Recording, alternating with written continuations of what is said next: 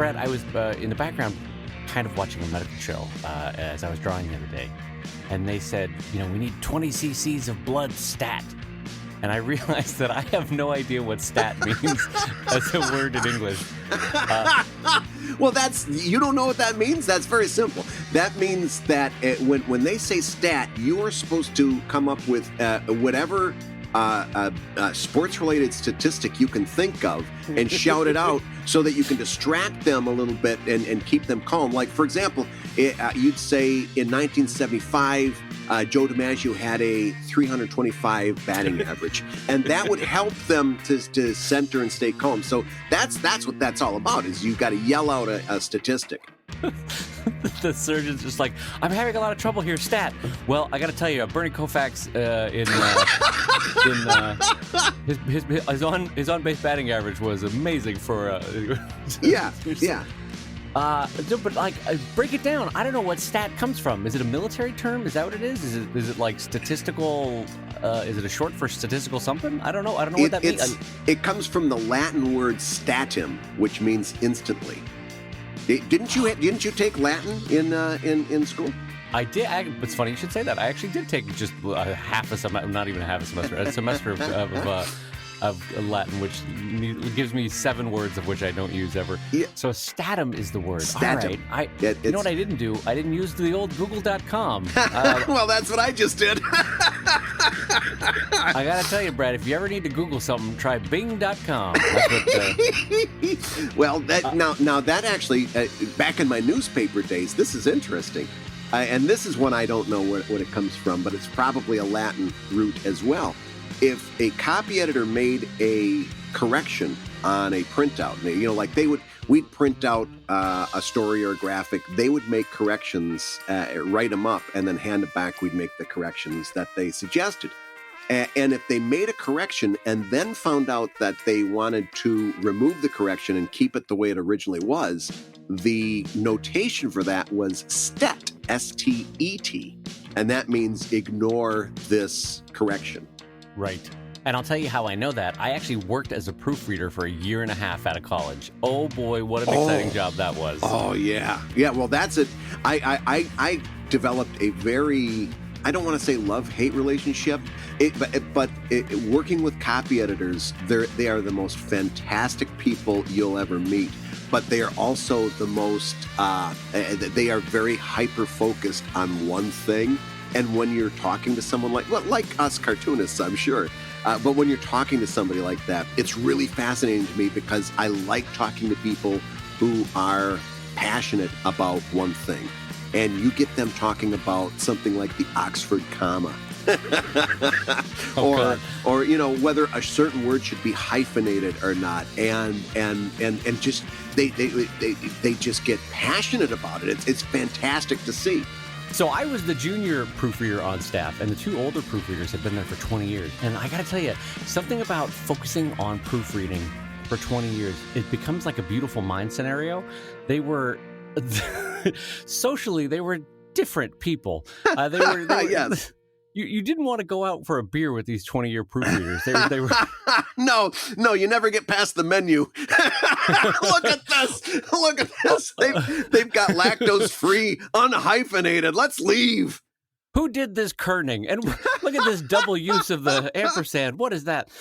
So anyway, I don't know how we fell into that rat hole. But anyway, proofreaders not great on the Tinder dating scene. I got to tell you, no. That's the short version of that. One of our listeners is a professional proofreader and silently crying right now. Swiping left all the way. Anyway, hi everybody and welcome to Comic Lab, the show about making comics. And making a living from comics. I'm Brad Geiger, editor of webcomics.com and cartoonist of Evil Inc. And I'm Dave Kellett, cartoonist of Drive and Sheldon and co-director of Stripped. And this week's hour of comics advice is made possible by your support at patreon.com/comiclab. And Dave, we've got some... It's another month here on Patreon. All of our patrons have stuck with us for another month. generous souls that they are. And we've got a whole new batch of $5 level questions that I think there's some really good topics here. And I think we should just kind of do one of those shows where we start knocking off questions one after another. What do you think? Bitty body boom. Let's start knocking off some questions. All right. So here's a question. How to recuperate after a failed con? It's been weeks and I'm still dumbfounded at my experience. I've done cons before, so I know what my numbers should be, including my average transaction. On one hand, I know it was a bad location. On the other hand, I want to try and prove that theory. Let me know your thoughts and story on this one. So, Brad, you have a delightful mix of memories about Comic-Cons. Tell me what your reaction is to this question. Well, listen, if you've heard me talking about the gambler's mentality of Comic-Con, this letter sums it up perfectly. This is a person going through the gambler mentality of Comic-Con. I know what number one, there's some dead giveaways. Number one, bad location. It's not that comic conventions in general are bad. I just got a bad location. Or the other perennial favorite, bad floor plan. Right? I don't know why they laid out that show this way. It wasn't good for anybody. It was a bad floor plan. Bad date on the calendar, bad this, bad that. There's 101 excuses that a show doesn't go good. But here's the other end of that equation that makes it gambler's mentality. On the other hand, I want to prove my theory that I should have been at a higher number. I want to prove that this was a one-time thing, that I'm going to come back from it, that my next show isn't going to be bad. And then if your next show is bad, then you're going to want to prove it in the next show and the next show. And you're going to keep chasing that dragon, trying to even up your losses.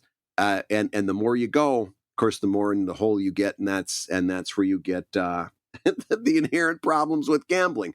My advice is that you've got to take a really hard look at whether conventions in general are panning out for you, whether you're doing well at them. And my advice is to caution you against that whole idea where you try to prove that the next one's going to be better and that this was just a bad floor plan, that this was just there are bigger economics at work than just the floor plan. And I would urge caution. What are your thoughts, Dave? So my immediate thought is that I should just leave it where your answer lies. Like, I think that your answer is probably the best summary of it. But for the sake of discussion, yeah, I have had shows where I did the same show for 5 years, and all of a sudden they moved me to a weird corner. And boy, it is true that a different location can just drop your sales through the floor. Mm-hmm. So that is a possibility. But broadly speaking, I think you are 100% correct. I think it's a gambler's mentality. I think you are chasing that dragon of maybe even an illusory outcome that will never come. It's hard because the desire to make a Comic-Con work, especially if everything else is right, if the logistics of a show are great for you, if the timing is on the calendar is great for your work year, if the friends that you see at a show are great. Sometimes it's hard to walk away from a show, but as Brad is saying, if the profit is not there, you are stepping away from your desk, you're stepping away from your friends and family, you're stepping away from your routine, all to lose money. And there better be some good reasons more than I know I can do better at this show. Yeah. So it's really, unless a show pays for you, and for me personally, I've winnowed it down to 2 shows from 15 across the U.S. Unless those shows work for you, you really got to cut them out. And as we've said a lot of times on this show, frankly, the easier economics of being able to do something online with either Patreon or Kickstarter or eBay or your own site, your own store, you can save yourself a lot of trouble and no longer have to go to conventions in a way that you might have around the turn of the century. So I think you could maybe dodge a bullet by taking the show off your calendar for next year. Yeah. Well, and also think about that is that if you can be derailed that easily by something like floor placement, then you've got, number one, then that's the very definition of a gamble, right? If you're putting money up And something like floor placement can completely wipe out your investment. That's the definition of a gamble. So either you need to do whatever you can to mitigate that risk, or decide not to take the risk in the first place, that it's too much of a risk to take. How do you mitigate that risk? I don't know. In certain cases, like Dave, you're going to Comic-Con International in a couple weeks. Yes. Your risk is mitigated in that you know exactly where you're going to be on the floor. It's going to be the same floor that it's been every year since time immemorial. You know where you're going to be. You know who your neighbors are going to be. You know exactly what the layout you're getting into. That's a mitigated risk, right? Right. And so if you can't determine where you're going to be and what the overall, if you can't see what the overall landscape is going to be, then you've got to, I'm not saying that you necessarily need to say, well, I'm not going to do that because I can't see the floor plan, but you've got to understand that that's part of the risks that are going into putting up the money for this show.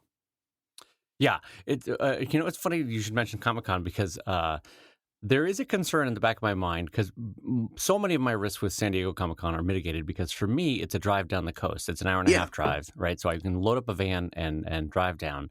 I stay with family, so that cost is minimized. Yeah. And in general, San Diego is my home base because I grew up down there. So there's a lot of resources at my disposal, right? Yeah. But even then, there are times where if I look over like a 5-year span where I go, am I a lobster in a slowly boiling pot? In the sense, that's a great metaphor. In the sense that I may not be realizing that the show is changing right underneath my feet. So I know all the variables that you have just said about it's the same show as last year. I'm in the same floor plan, all et cetera, right? But overall, if I look at it, I've been going to Comic-Con now for 20 years. And if I look at 5-year increments and 10-year increments, there are less cartoonists of my peer group directly and physically around me. And that does make a difference to my sales. And more emotionally, it makes a difference to my enjoyment of the show. So I'm cognizant of the fact that I've got to be keep an eye on that the show is a little bit changing under my feet into a much bigger media show. And how that is impacting my sales and the way I have to react to the show. So that's just something that I'm keeping a tab on because I think I'll always do San Diego Comic-Con for all the factors I listed at the top. But it is a little bit changing underfoot for me. So yeah. Well, because even with all those mitigating factors, it's still that show in particular is an awful long time away from your studio. Oh God, yeah, and it's an awful long time away from my family. It's an awful. It's a big ask. You know, you can't. It's not something you do on a whim. Like I prepare for that sucker for a couple weeks in the background of my work days. So it's a big ask. But anyway, so. And it's still listen. I wanted to put it in context of our as Brad would say, our question askers, our questioner's question. It is still something that makes me a profit. So that one I go to, and it's still a big enough profit where it's worth going to resoundingly. But for you, having taken a loss at the show, I would just advise as a friend, cut that one from your schedule. I think by all means explore another show. If there's another one in that region that you'd like to try, but don't keep putting money into the same slot machine, you know? Yeah.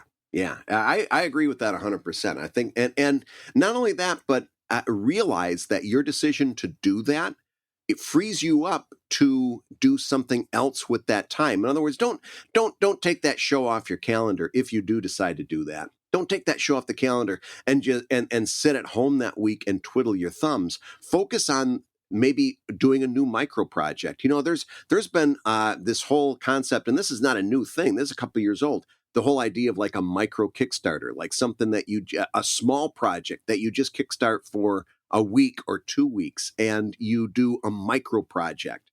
Think about all of the different ways that you could use that time and prove to yourself that maybe there is a better use of your time. Now, if you do that and fall on your face, which is, again, that's all part of learning. That's all part of experience things. And by all means, you should be embracing that opportunity, as weird as it is to hear, embracing failure.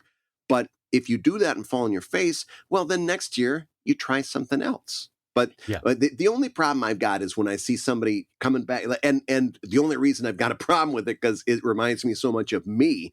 Like going back to that, it took a long time before I finally figured out that Wizard World Philadelphia, which I could walk to, was a bad investment in time because I literally had zero investment. But standing there behind that table while people walked by or tumbleweeds blew through the aisles, even that was a bad investment of my time. And it took me a long time. Like Dave said, I kept putting money into that same slot machine because I'd kid myself. Well, it's right here in my backyard and I don't have to do any prep. It was still too much.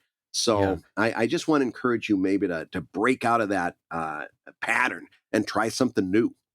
Boy, there is no more damning break of a pattern than you being able to walk to a show and you're like, well, it's no good for me. Still no good. Yeah. And not only that, but again, gambler's mentality.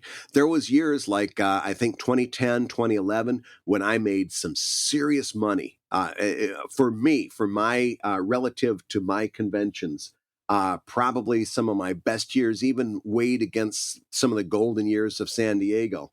And great years at Emerald City. Some of my best years were at Philadelphia at that convention center, and then it got harder and harder to let go because I was sure that next year was going to be better, and that this year I was just a bad place on the floor. This year they had the 5 captains of Star Trek in, and everybody spent all their money on photo ops. This year there was some other big stuff. Well, there's always going to be something.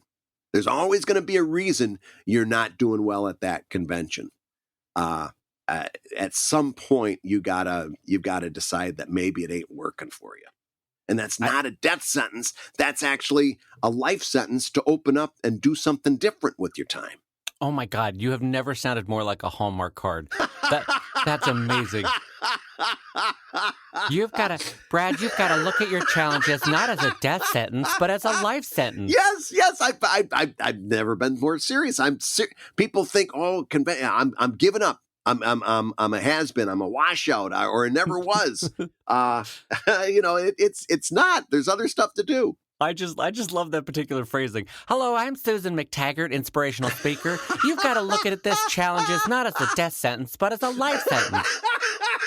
Get my new book, Finding the Best You in You. All right, well, let's move on to our next $5 question, and I'll read it off to you. So, Brad and Dave, in a lot of your answers to people, you say good work is the key. If I want to fight making fear-based decisions and focus on good work, what should I be focused on learning and doing? Brad Geiger, I put that question to you, my friend. Well, to a certain extent, this is an impossible question to answer because, and I really want you to pay attention to the overlying issue with this.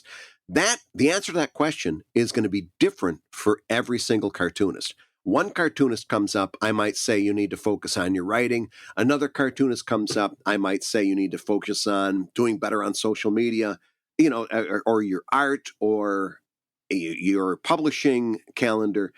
There might be any number of things that I would want you to focus on when it comes to what you're asking about. However, I think there are some general issues.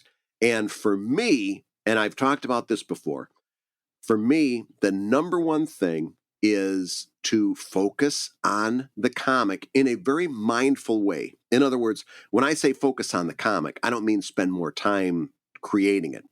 I mean spend more time not only in the creation of it, but in the reviewing of it and in the pre-production of it. The first thing you can do, and this is general, first thing you can do is spend about 2 to 3 times more in the pre-writing process. In other words, don't take that first idea, don't take that first draft, rewrite it at least 1 or 2 times with significant rewrites. That's pretty close to universal. I think we could all take a little bit from that. But not only focusing on the comic itself, I want you to take a little bit of a step back and really monitor the time you're spending on social media. In other words, you can get onto social media to post that comic and post it on all of the major social media that you follow. You can take 5 or 10 minutes later on, like 6 hours later, to respond to any notifications, anything that's going on, people who have made positive comments. You can retweet or share or do whatever you can to amplify that. But the time that you're spending on social media is not helping you make good comics. And if you are making good comics, you don't need that much time on social media. That's gonna take care of itself. So my answer is twofold. Number one, spend more time writing, particularly, and working on the comic in general. And number two, spend less time screwing around and farting around on social media, distracting yourself from doing good comics. What do you think, Dave? Well, I was hoping you would pull out one of your Susanne MacTaggart, living a better life. Hello, I'm Susanne MacTaggart. Today we're going to talk about finding the better you by avoiding fear-based decisions. Well, if you listen, Dave, if you fear the work, then your work will be fear. That's a Susanne MacTaggart line. That's great. I'm going to laugh, by the way, Brad. Brad, I'm going to laugh if later on, if I'm Googling Susanne MacTaggart and it turns out there is an inspirational speaker named Susanne MacTaggart. It certainly sounds like the perfect name for somebody doing that. The one that always cracks me up as the perfect name for inspirational speakers is Zig Ziglar. And I'm like, God damn it. Yeah, Zig no kidding. Ziglar. Anyway, so fear-based decisions. Okay, so I want to focus less on the learning and more on the fear-based decisions and how to avoid a fear-based decision. Ooh, okay. So to me, as counterintuitive as it might sound, the opposite of fear is love. Now, hear me out on this. Yeah. Another way to say this is passion and excitement, right? Yeah.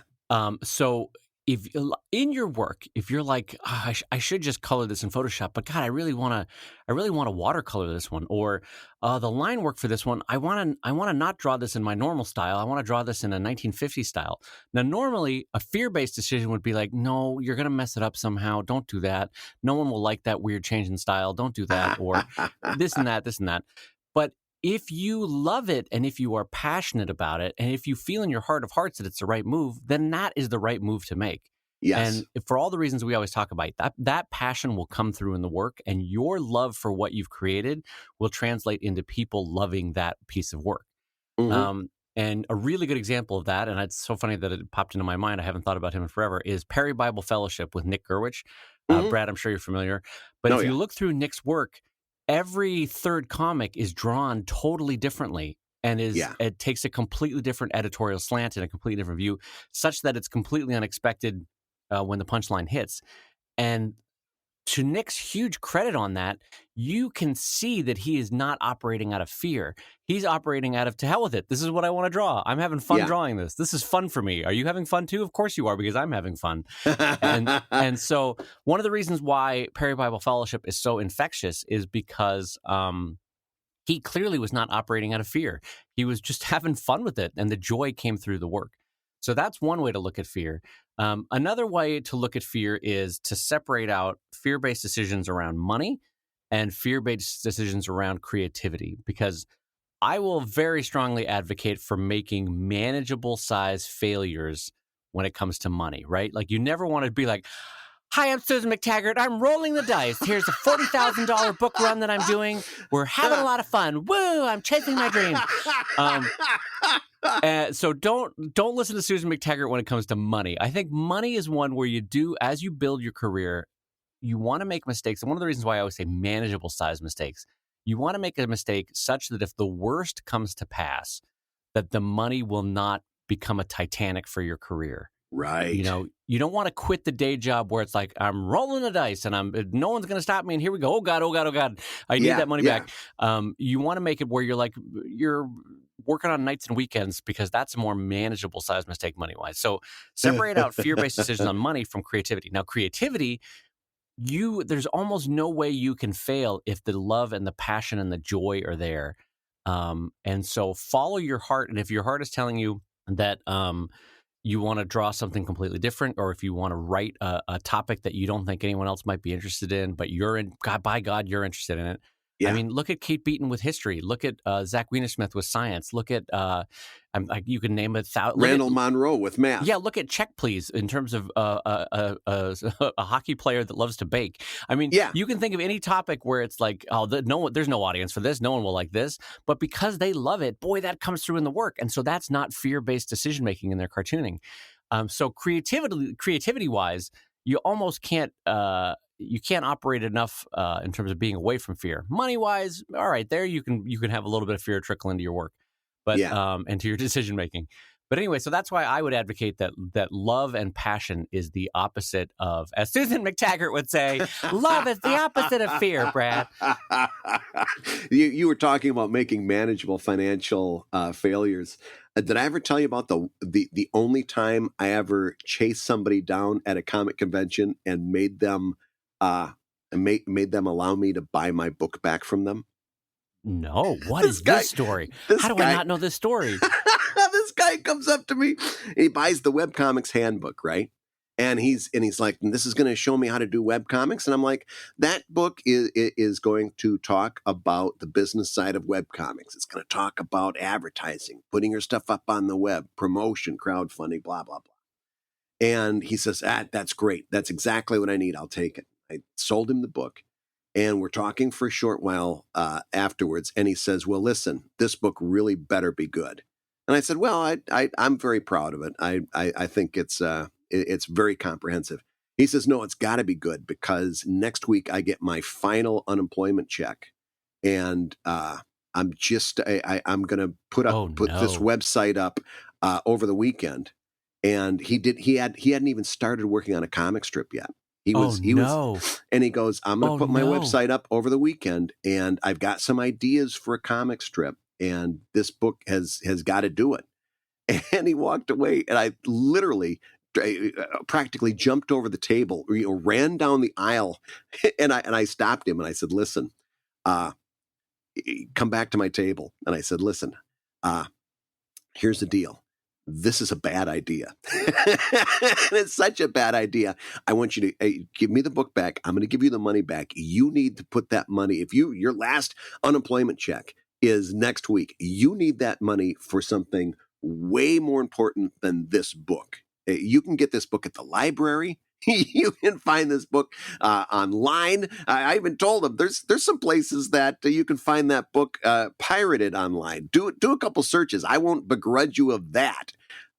Don't buy this book. It's the worst idea you possibly could have. What you're talking about takes years and years and years to build. You're not going to build it in a weekend. You need to really use this on food. Use this on something way more. They pay your electric bill. Do whatever you got to do, but don't buy this book and think you're going to start a web comic and you're going to start bringing in money next week. It just isn't going to happen. Oh God, that's terrifying.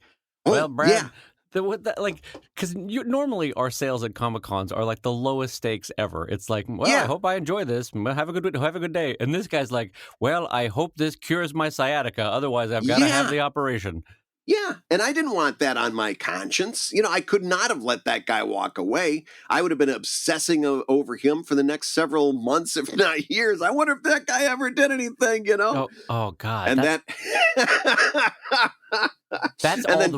talk about fear-based decision-making. That's all the wrong ways to make a comic. Is like you're under a deadline, right?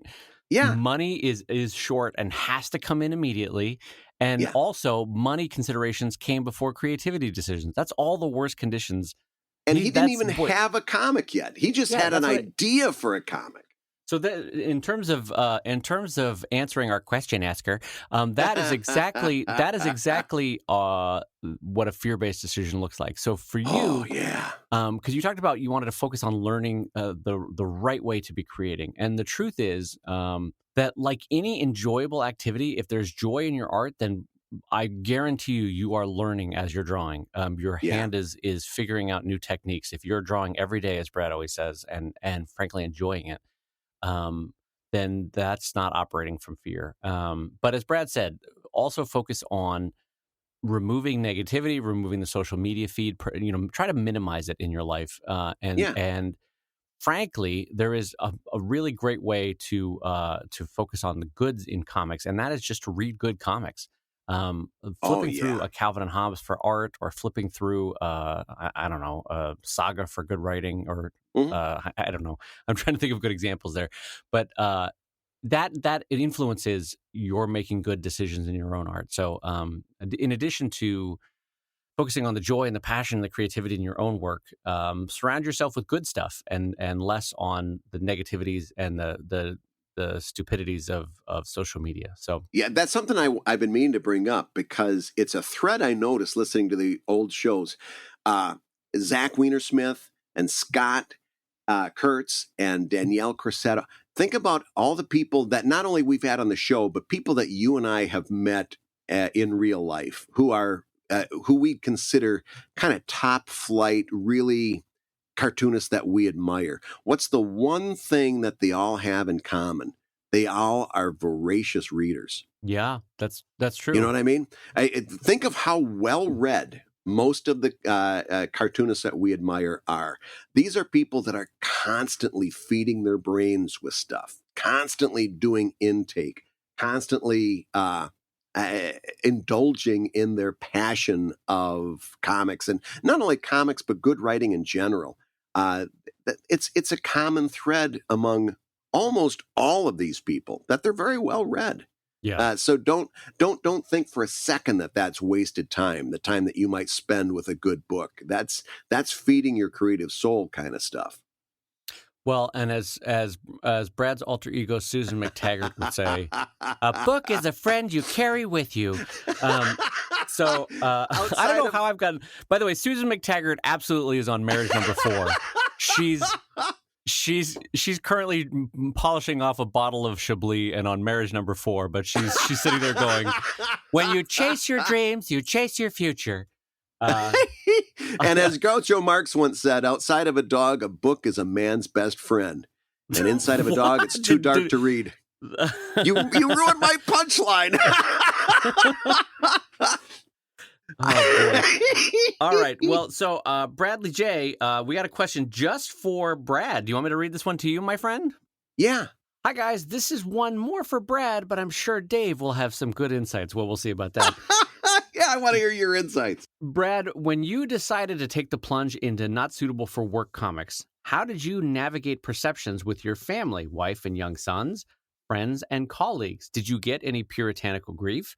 Also, any recommendations for someone considering this route? Anything you would have done differently? Oh. So, Brad, this is a question that I can chime in almost not at all on. But I have to say, as a friend, even though I think we talked about it at the time you made the move, I would love to hear your answers to this, because this was a big change for you going from Evil Inc., which was a comic strip, as you always pitched it, about supervillains running a corporation, into a not suitable for work sideline from those same characters. So let's jump into that first question first. How did you navigate perceptions with your family, your friends, and your colleagues? Did you get any puritanical grief when you made this move?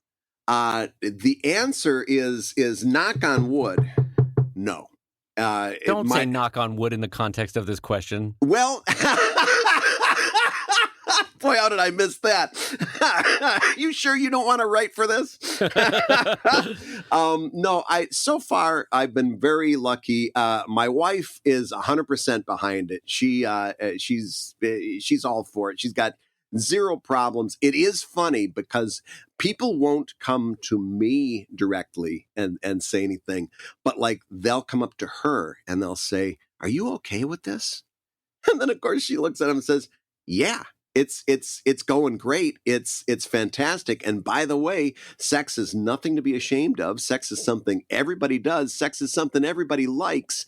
And she reminds them that the stuff that I do is always it focuses on stories that feature stuff like consent and kind of positive outlooks on this topic. And, the way that I've talked about it in the past is that, to be honest with you, I'd rather be doing something like this than something where somebody, is shooting guns at people, or slicing their hands off with a sword and stuff like that. I find that to be violence is shameful. Violence is something to be ashamed of. Sex is nothing to be ashamed of. And so therefore, if I really believe that, then stories that center on that are also valid. And so that's kind of the guiding principle that I've taken throughout this. And when my older son started to, his friends started Googling me, and this became a topic, that's kind of the talk that I had with him too. And as I said, there's nothing wrong with stories that center on this kind of topic. Violence, on the other hand, is something that you should be treating with a little bit more care in storytelling. And even like I made no bones about it. We went to see the second Deadpool movie together, and that was another opportunity to say, take a look at all of the glorified violence there was in that. And what is that saying? What are we signing off on that? Do we need that level of violence to tell a good story?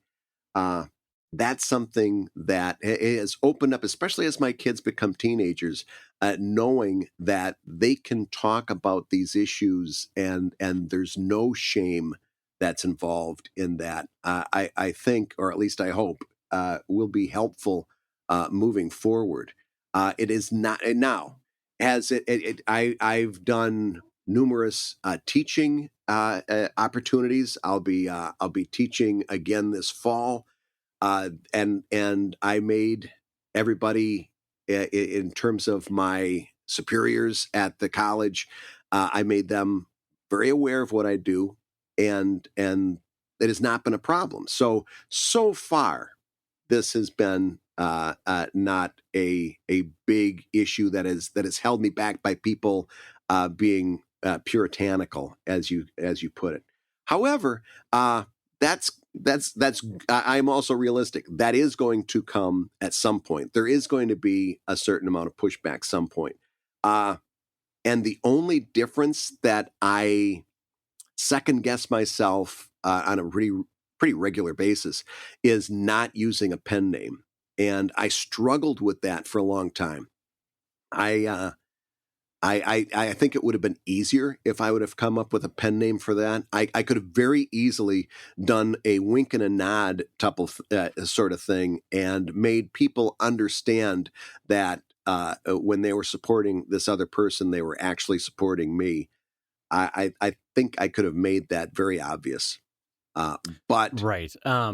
But so there's been, you grew up in a small to mid-sized town in the Midwest, and I yeah, have some small experience with small to mid-sized towns in the Midwest. yeah. And so you haven't had any pushback family-wise, or like, well, Brad, that kind of. No. Again, so far, no. My parents are unaware of it, but then again, they didn't follow Evil Inc. A lot. They weren't really checking in on that stuff. They had all of the graphic novels displayed at the house. My wife tells me that it's probably the most poorly kept secret in the family, but so far it's kind of been something that nobody's brought up to that extent. So no, I haven't. I haven't gotten like an email from anybody. And again, because I refuse to go along with this whole idea that it's shameful. I put that stuff out pretty liberally, right? I don't make a whole lot of bones about what I do. But so far, I haven't gotten like an old high school friend that says, you're a real creep, or, something Right. like that. Right. So far, it's been pretty good. Pretty good. And well, I have a lot of roads that I want to walk down with you on this topic, and I definitely want to jump into the American versus the European versus the Japanese tradition of what we should be shameful of. Yeah. So I do want to circle back around on this, but I have one thing I want to talk about more than anything else in the context of family and puritanical grief and all that sort of stuff. Yeah. In a previous show, you had told, I think it was Lucy Bellwood and I, about Uncle Elmer, who lived on the farm and who had wanted you to take over the dairy business, and he had said, well, are you going to be a cartoonist for your whole life? And you said, yep, that's what I'm going to do. Well, yeah. All right, and turned away and walked away, right? Yeah, with the same expression that if I would have told him that the cancer was malignant. Right. So here's my friend challenge of the week. I want you to take one of your printed editions of your Not Suitable for Work comics. Next time you fly home to Michigan, I want you to go out to Uncle Elmer's farm, his dairy farm. Be like, hey, Uncle Elmer, I brought you something to show you what I'm working on. And I just want to know the full context of how Uncle Elmer responds to that. Yeah, that's a challenge that I'm never going to accept.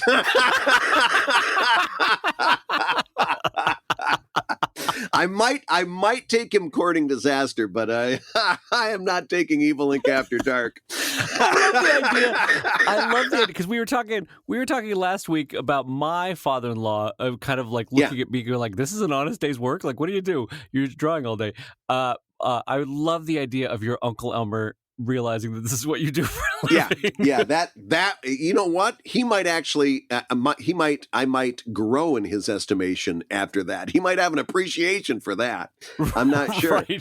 Right. Okay, so that's one venue I want to talk about. The second one I want to talk about is I'm so glad that you hit on violence as the counterpoint because American puritanical America from a long tradition of religious endorsement or unendorsement has this thing with violence is perfectly acceptable and sex is the worst thing to be shameful of. Whereas Europe is the exact opposite. And I find this fascinating where probably as a result of World War II, violence is the one to be shunned and sex is totally fine.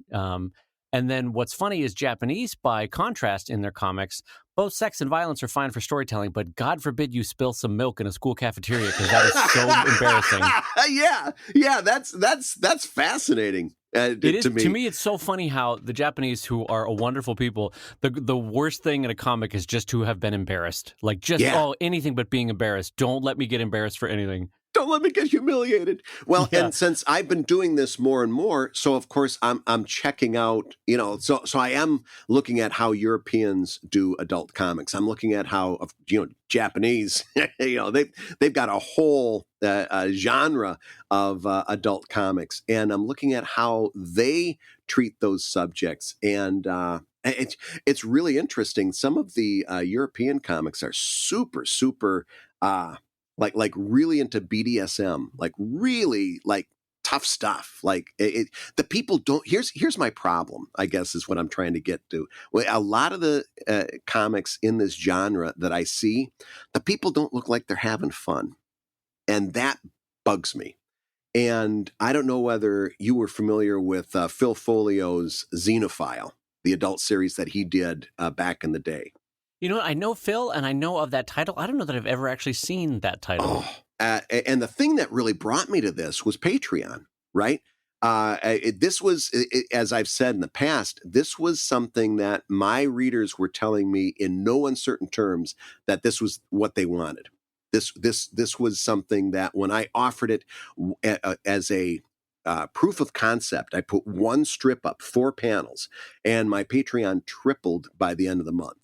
And it was like you don't get a more clear indication from your audience about what they want. And that's why I always tell people, you don't necessarily need to go into NSFW work for Patreon. What you do need to do is find what your readers are willing to pay for and do that thing. Right? Listen to your readers. And this was not the first thing that I'd put out. This was or the first thing that I pitched. Because go ahead. Even before, I don't want people to chase money purely, and because I also know that that's not what you did. It's not just a pure money chase. You also had a passion for it and an interest for it, so it grew out of that too. Absolutely, right? But here's my point. It was something that my readers were responding to very strongly. Okay. It was a way for my readers to say, this is something that we want. And as a creator, you've got to kind of listen to that a little bit. You've got to play to your home crowd. You dance with the one that brought you, and it was a way for me to kind of it was a way for me to see that this was a viable thing that I probably wouldn't have gone to otherwise.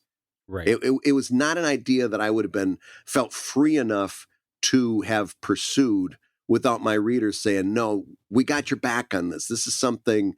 And when I started building this audience, I gotta tell you, I've never had a more supportive, amazing readership than when I started building this base. It's been a really phenomenal experience for me.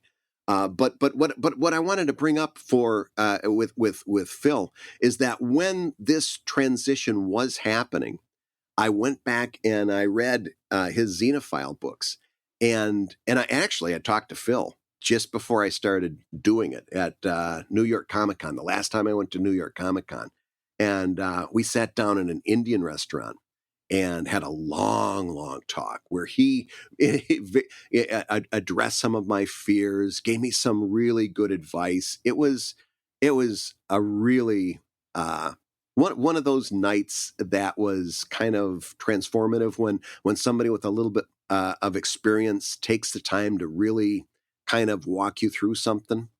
And that was the thing about Phil's comics that he did, the Xenophile comics.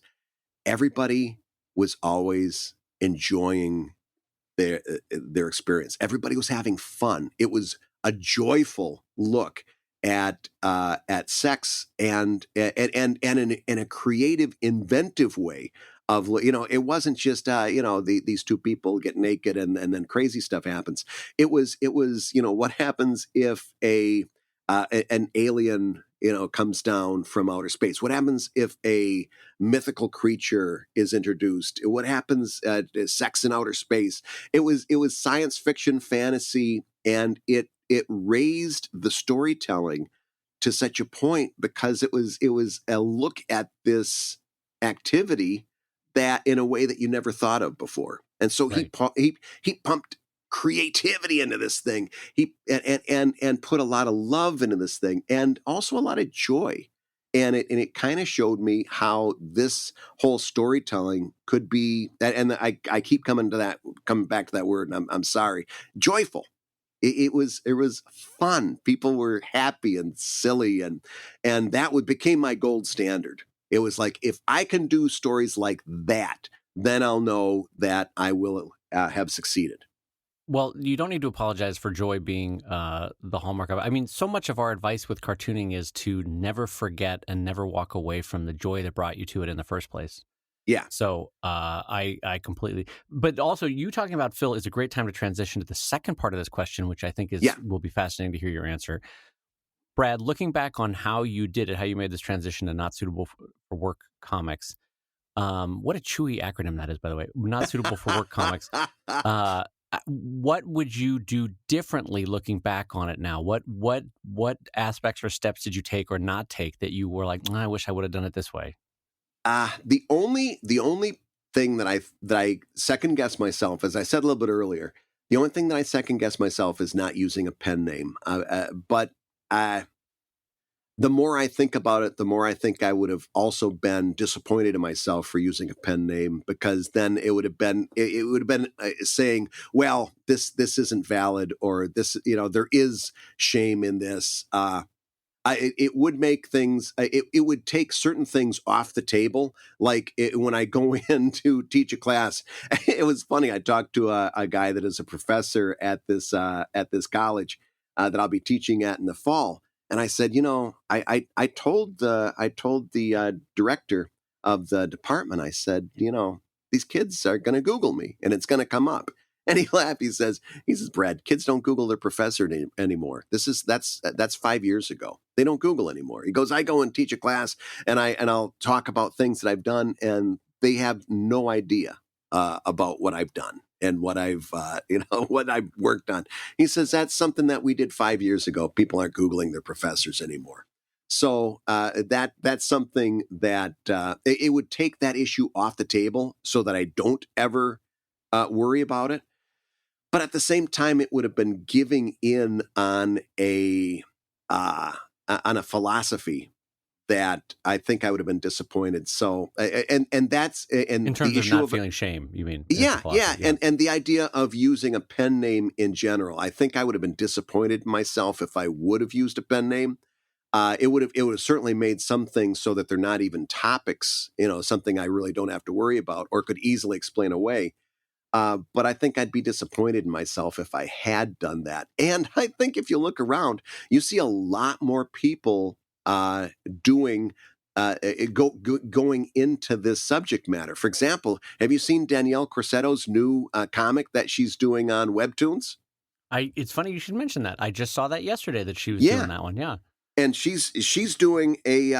I gotta look it up because I want to make sure I get the title right. But she's doing a We're new gonna pause here to let Grandpa Google.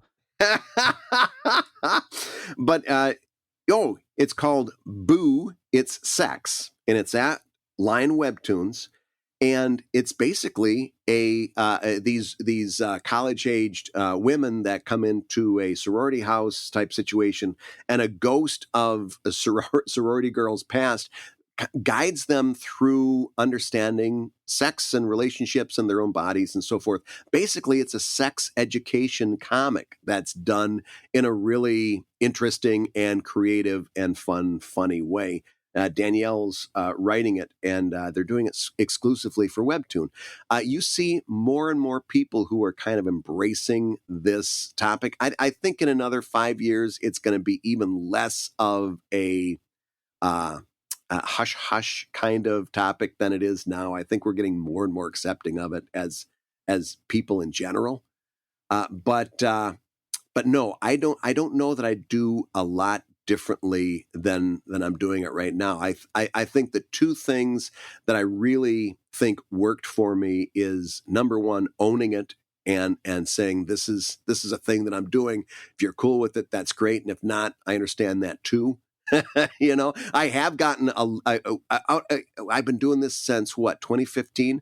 I've gotten Right. 2 emails from people that were Evil Ink readers that said, I just don't like what's going on here. And I said, I get it. That's fine. I understand. It's not going to change. It's not going to stop. But I don't tell you that you should feel differently. In fact, it just because I feel like I've been talking an awful lot, I'm gonna bring in this one last anecdote, and then we'll move to another story. But one person was a $1 Patreon backer, so he was already backer at $1, and he wrote in to say, I don't like when you're always advertising this stuff in a blog. And I said, hey, I got good news for you. You never have to come to my site. You're a $1 Patreon backer. You get the Evil Ink comic itself sent to you early through Patreon. So if you want to avoid the advertising I'm doing on my site, you can not go to my site ever again and still read the comic, and it's part of what you're already doing on Patreon. You know what he did? What? Canceled his pledge within 24 hours. Because people are weird. People are weird. Because I was asking him for money. I said, no, I wasn't. I was telling you the money you're already spending is solving the problem that you wrote into me about. No, he says you're a money grubber and you shouldn't be asking for money. And I'm like, well, then that's fine. Again, you always want to leave things on a good note. I said, well, I appreciate your past support, blah, blah. And never heard from him again. But it's like, there's nothing I can do about a reader like that. That's amazing, Brad. That's like a supermarket cashier that's like, well, here's the candy bar for the $1 you bought. What are you asking me for $1 for the candy bar? No, sir, you've already given me the $1. This is the candy bar you get. You just want money from me. No, I took your $1 already. This is your candy bar. And and it was not his first month. That he had been a $1 backer for a long time, and I'm like, I get it. I get that you don't want to see that. I get you don't want that coming up when you check the site out at work. Fine. You're already getting it through Patreon, and you get nothing of the advertising there. You can get it delivered right to your email.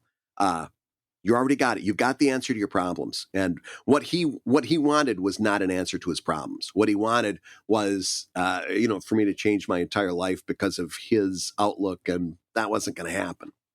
Let's put a button on this conversation, but with one thought, which first, let me thank you for that, because that was really nice of you to talk us through your decision making and your history with making that move with Evil Link. So thank you for that. And then B, I also want to just doff of the cap to Danielle Corsetto, because the title "Boo It's Sex" is amazing. Isn't that wonderful? I am very big on monosyllabic titles in terms of how quickly you can communicate the title, Yeah. And also, that tells you everything you need to know about the goofiness of the comic, the joy of it, and also the subject matter. Boo It's Sex. In 3 syllables, she got the whole title, and that's amazing. Like, literally, doff of the cap to her on that. Yeah, and do check it out. Danielle's writing it. Monica Gallagher is illustrating it, and the illustrations are charming. Here's the other reason: even if you're not interested in a sex advice comic, check out how they're displaying it on Webtoons. It's all built for the scroll. This is a comic that is completely built to be read on a mobile device, and it's everything that we've been talking about in terms of adapting for mobile. It's not built for a page. It's built for a scroll. And there's some aspects of that I'm not sure how I feel about. But since this is being created specifically for Webtoons, I think there's something instructive in how they're doing it there that a lot of our readers, or our listeners rather, might be interested in. So if no other reason, look at what they're doing there. It's interesting. Yeah, given the targeted age group and interest levels, that's a perfect match of aiming it for the youths and execution. So that, I think that, anyway, doff of the cap to her and to the whole team on that. I'm excited for her to get going on that. All right, so let's do one last question to button up the week. This is our last $5 question, and I think it's interesting. So it's about an artist transitioning into comics and some specific questions for us. So, Dave and Brad, I've been drawing since I was a kid, but I'm new to the whole comics format, and I'm a little overwhelmed by some of the technical aspects of how putting work online, not so much the actual how, but more of the best practices. So one of my most basic questions is just regarding size. How big or small do you guys draw? If you're drawing on paper, how much do you put on one page? And then how much do you make a digital copy of it? If you're working digitally, what size is your usual starting point? This is a fantastic question. It's kind of a 101 question, but frankly, Brad, I bet I will learn from you and you'll learn from me based on how we do it. So why don't you jump in first on this one? So what size, Brad, do you normally draw at? I know you draw digitally, both dimension-wise and resolution-wise. What sizes do you draw at? Well, I'm so glad you said that, because size, especially in today's day and age, means so many different things. So when I was working analog, when I was working ink on paper, I would always work at about twice as big as it was going to appear in print. And the reason I did that was because when you shrink that down, a lot of the natural quivers and imperfections in your line disappear. And that line work tightens up and looks really sharp. And it's a great cheat that has been handed down from time immemorial, is that if you want your line work to look really super sharp, work about twice as big, at least 75% bigger, but twice as big is a nice little rule of thumb. And then when you shrink it down, your lines are going to look so sharp. When I started working digitally, I did the same thing. What are your thoughts? Well, no, I was going to pause you for 1 second just to mention Al Hirschfeld. And for those outside of America, you may not be familiar with Al Hirschfeld's work. His work was huge from mid-century to, I guess, the 90s in the New York theater world. And first of all, he's an amazing caricaturist. But to illustrate Brad's point, Hirschfeld would draw probably 3 to 4 times the size of his reproduction size, right? So if the comic was going to appear on a poster or appear on a pamphlet, and the pamphlet was going to be, 6 inches wide, he would draw his caricatures gigantic, 20, 30 inches wide kind of a thing. And also what was interesting is Hirschfeld, when it's reproduced, looks like he's drawing with one fluid, almost vector line. But when you look at his originals up close, and my friend via my wife's show, Rita Moreno, she has 2 of his in her dressing room. And Mm, you look at them up close, and it's made up of thousands of little lines to really? reproduce the idea of one big flowing line. And Wow. so just underlines Brad's point that you draw bigger so that when you reproduce, all the small mistakes, details, quivers go away, and it looks like one big flowing line. Yeah. Anyway, I didn't mean to stop you there, Brad, but I thought that was a No, good way to illustrate that.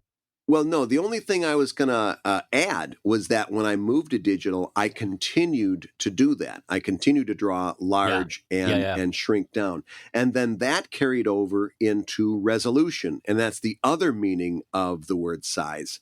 I always, when I would work in ink, I would scan in at 600 DPI or PPI, the two terms are interchangeable. I would scan it in at 600 PPI. When I work digitally these days, I'm working on an entire comic page at once. And working at 600 PPI was a little bit large in terms of the amount of bytes and that it would take to comprise this file. The file size was too big. So I backed it off to 400 PPI, which stands for pixels per inch. And that is about as low as I would go for my original art. And the reason you do that is that because at some point you might want to enlarge the art or use just a piece of it a little bit bigger, and you can always reduce the resolution and increase the actual size without sacrificing image quality. What you can't do is take something that is, for example, scanned in or drawn at 72 DPI, which we consider to be low res for screens only, and enlarge it or try to get more resolution out of it than is there. Like, for example, some people try to bump it up to 200, and that's when you see these big chewy pixels and a blurry line and stuff like that. You can always size down with resolution. You can't size up. Okay. So that's my rule of thumb. I won't go any lower than 400 resolution for my original art, and that's knowing that in many cases when I'm doing the final image for print, I might bump that down to 300 for the final color version, but never below 300 DPI for my resolution. No, I think that's great. And I think the good rule of thumb that you started with was the 2 times the size. So I have a couple examples here to build off of Brad's points, because for me, Sheldon is still drawn analog. It's still ink on paper. And Drive, my other comic, is drawn digitally. And so I'll talk you through real quick the basic sizes of them. So Sheldon, roughly, when you perceive it on a website, roughly runs in the 5 to 7 inch wide range, right? Mm-hmm. Depending on if you're on a laptop or you're on a big screen. And so for me, these are the exact dimensions of a Sheldon. They're 14 inches wide by 5.5 inches tall. And no, not 5.5 inches, by 5 inches tall. And that translates into roughly on screen about a 6-7 inch comic, right? And that's also true for newspapers, although I think newspapers can run them as small as 4. Why am I even talking about newspapers? Who cares about newspapers? But basically, to Brad's point, it's roughly about twice the size of what the comic is. When I scan it in the case of Sheldon, I scan in the original art at 600 DPI because the black and white is going to be messed with a lot. And then I tend to color it at 300 DPI if that for reasons that Brad could probably explain later on. And then what's nice about that, though, is that if I ever need to make a poster out of a Sheldon original art, I can absolutely do that. It's very easy. It's very easy to bring it up in size and then reduce the line art DPI and you have a workable size. Now for Drive, those comics, my page is a non-standard comic page, like a standard Marvel is. I don't remember the ratio, but Marvel or DC comic. But mine is a non-standard page. It's meant to fit an 8.5 by 9 page, and I draw those at 400 DPI at almost double size inch-wise. So I think they're drawn about 14 by 15 inches, roughly, something like that. And the reason I did that is, like Brad said, I wanted to be able to have extra detail that I could basically smooth out when it's reduced in size to print on a book. And then also, if I'm being honest about it, there's this quiet, tiny little hope that at some point when I'm done with Drive, I might do a supersize edition where there's a book that's like 12 inches wide instead of 9 inches wide. Oh, yeah, like those artist edition books that Marvel puts out sometimes. Yeah, and I think it might be exactly. That's exactly the way I was thinking about it. So will I ever do it? Probably not. But the good news is, like Brad said, when you have more detail, when you have more data in your comic, you always have the option of going down. You never have the option of going up. Right. So I figured I might as well draw it at 400 DPI and at 14 inches wide, because really I'm only taking up a tiny bit more of my computer space when it's all said and done, even after a couple decades of work on it. But I've afforded myself the opportunity to go bigger on some future publishing than if I had kept it all drawn at size and at 300 DPI. So I think that answers her question. Do you think we nailed that one, or anything else that we should add on to that one? The general rule there is go big. Go big, and you can always make it smaller. You can never make it bigger. So your original art should be as big as you can comfortably make it, and that goes for the size of the original in real life, the physical size, and the file size, the resolution. That's right. And then if you're going to be working digitally, the thing, and Brad talked about this on a previous show, is just always be careful about putting too much detail into a zoomed in aspect of your screen that will reproduce as a smudge. So imagine, like, in the background, you've got a Ming vase in your comic. Don't zoom in so much and add so many florets and flower details that when you actually go to print it or reproduce it onto a website, that it just becomes one little ink block. Because what you'll be able to see on your screen at 600 DPI zoomed in is very different than what your readers will see on their screen. So just be conscious of that. Yep. Yeah, I think that says it all. Well, Bradley J. Geiger of Philadelphia, PA, as we as an audience wish you well on your trip home to Michigan to bring that not suitable for work comic to Uncle Elmer. I'm excited. Here's the problem: is that you know that I really hate backing down from a challenge. So now it's going to be on my mind until I make it up there in August. This is like, I've found your super weakness. It's like in Back to the Future when somebody calls you chicken, you can't not do it. Yeah, if you would have double dog dared me, it would have been on.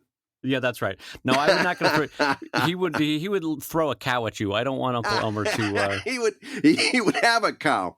he would literally have a cow. That's right. Yes. Well, on that note, Brad, why don't you take us out, my friend? All right. That guitar you hear in the background tells you you've been listening to Comic Lab, the show about making comics and making a living from comics. Your hosts have been Uncle Elmer and his dairy farm, and also Brad Geiger, the editor of webcomics.com and cartoonist of Evil Inc. at evil-comic.com. And Dave Kellett, co-director of Stripped and cartoonist of Sheldon at sheldoncomics.com and Drive at drivecomic.com. And the Comic Lab theme song is used with permission from Andy Creighton at theworldrecord.net. And this episode was edited by Matt Woodard of Woodsong Productions at www.woodsong.media. Comic Lab is made possible by your support on patreon.com/comiclab. So we'll go ahead and say that twice, patreon.com/comiclab.